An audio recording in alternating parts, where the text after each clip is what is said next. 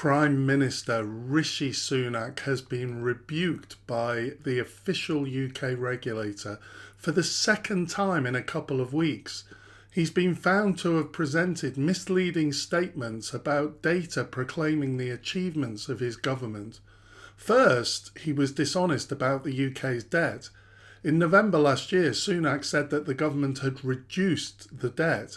The Statistics Watchdog, the UK Statistics Authority, rebuked him for implying that the debt was already falling. In fact, the watchdog clarified with Downing Street that debt will not actually be falling until 2028, 5 years away. They said that the PM has been a source of confusion and may have undermined trust in government statistics.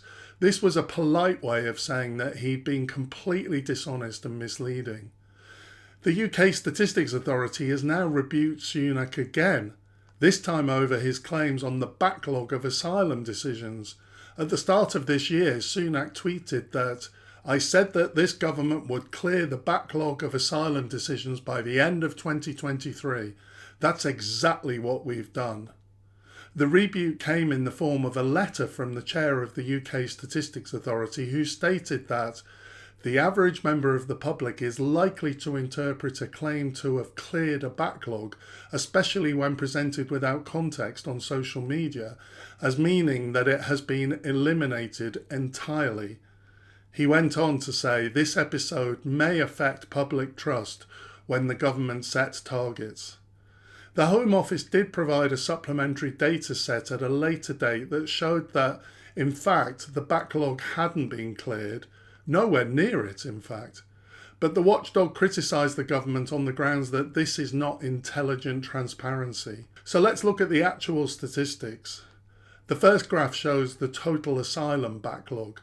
It peaked at around 140,000 in February 2023. There has been a significant fall since.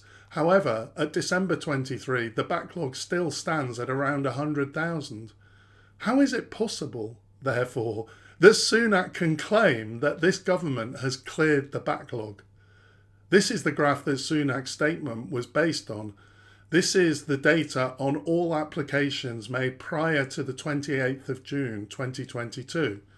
The backlog of these cases has indeed decreased very dramatically. However, you will notice one thing here. It's not zero. There are still 4,537 cases from pre-June 2022 that haven't yet been decided. These cases, to be fair, are probably really difficult cases that legitimately may take longer to solve.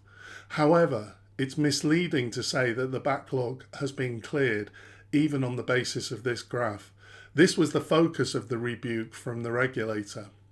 The next chart shows the backlog of applications since the 28th of June 2022. Basically over the past 18 months. As can be seen here, the backlog has increased dramatically. This chart shows both sets of data. The blue is the older applications and we see the decrease.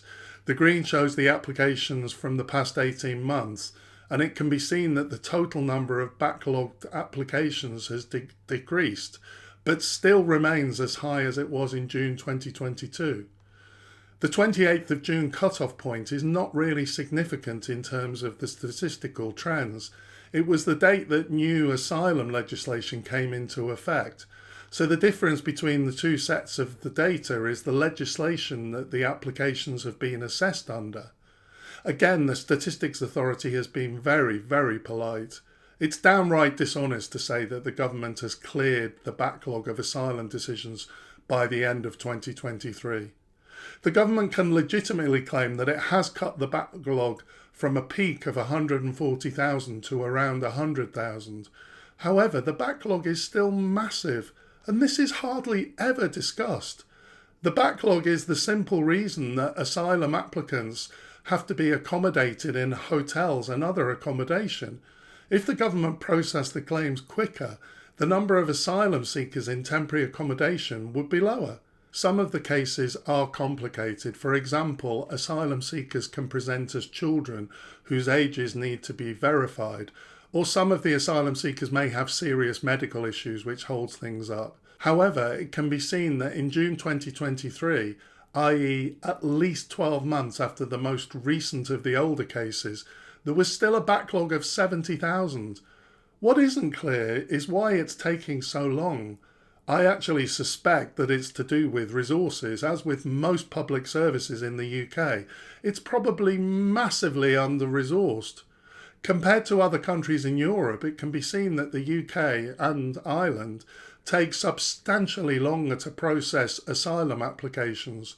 As this graph shows, Germany and France take around 7 to 8 months on average to make an asylum decision. The UK is taking on average around 20 months. Of course, all the focus of the government statements and the data checking is in the context of the policy of reducing asylum seekers. However, just for a second, let's consider it from the applicant's perspective. 75% of these backlogged applications will actually be granted asylum. Many of these are really vulnerable people, yet they're having to wait more than 12 months to have their decisions made.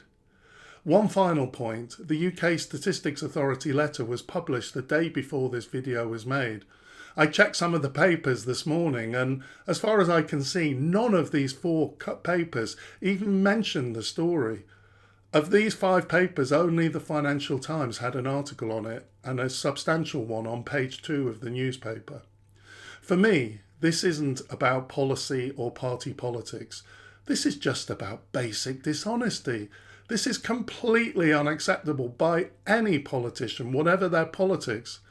There are so many flaws in our democracy, but if politicians give us misleading and dishonest information and the press don't even inform the public, our democracy really suffers. I hope you found this information useful. Thanks for watching, and I'll see you next time.